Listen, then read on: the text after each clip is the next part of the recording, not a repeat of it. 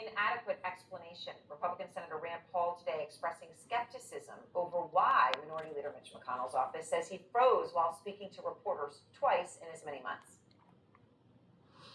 I think it's an inadequate explanation to say this is dehydration. Well, I've practiced medicine for 25 years and it doesn't look like dehydration to me. It looks like a focal neurologic event. That doesn't mean it's incapacitating, doesn't mean he can't serve, but it means that somebody ought to wake up and say, wow, this looks like a seizure. McConnell was on the Senate floor today, made a passing reference to his health. Here it is. One particular moment of my time back home has received its fair share of attention in the press over the past week. But I assure you, August was a busy and productive month for me and my staff back in the Commonwealth. It comes as McConnell's office has shared a letter that the Capitol Hill physician gave them, stating that there is, quote, no evidence McConnell suffered a seizure disorder, stroke, or movement disorder like Parkinson's disease. The doctor also said McConnell could continue with his schedule.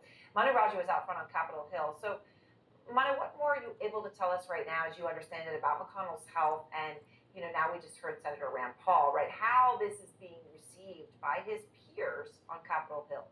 Well, there's still a ton of questions. In fact, conversation about this is dominant in the Capitol hallways as senators return from their 5-week recess. One Senator, Josh Hawley, told me that everywhere he went in Missouri over the recess, he said he was getting questions about Senator McConnell and his health in those episodes, and they want answers. In fact, I am told that McConnell is expected to address the full Republican conference behind closed doors tomorrow about these episodes, and he also talked to his leadership team tonight. Now, that doesn't mean that members are not worried about him in the future, as well as him atop the Republican conference. In fact, one senator I just spoke with, Senator Tommy Tuberville, someone who supported Mitch McConnell for leader, indicated that he was not sure if he would support him again for the leadership job and was worried that Senator McConnell might not be up for the task in the aftermath of him hitting his head, having a concussion, and worried that the concussion's after effects could still be impacting him today.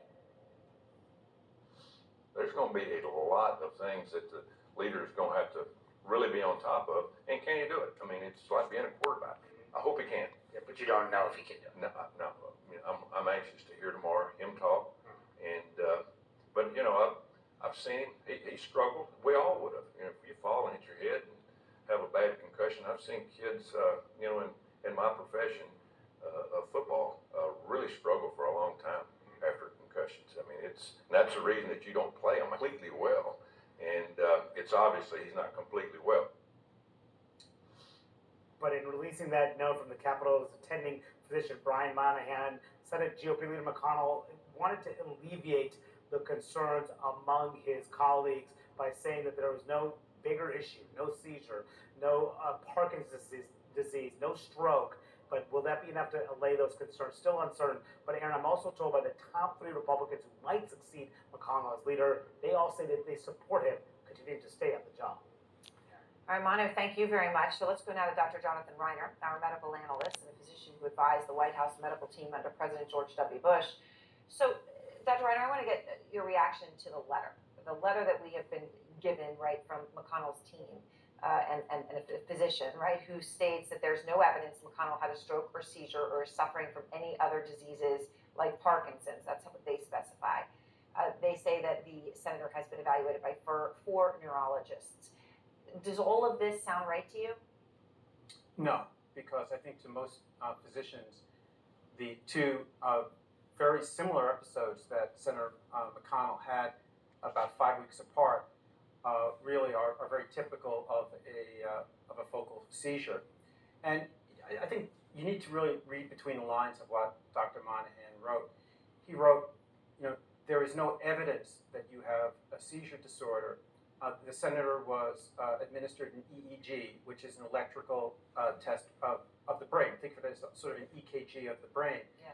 But an EEG will only be abnormal in somebody with epilepsy about half the time, because it's a snapshot of what's going on with the electrical activity of your brain at the moment the test is done. So if he's not having a seizure, it's not likely to be abnormal. So what Dr. Monahan wrote was, there is no evidence that you have a seizure, although clinically that is what really appears to be.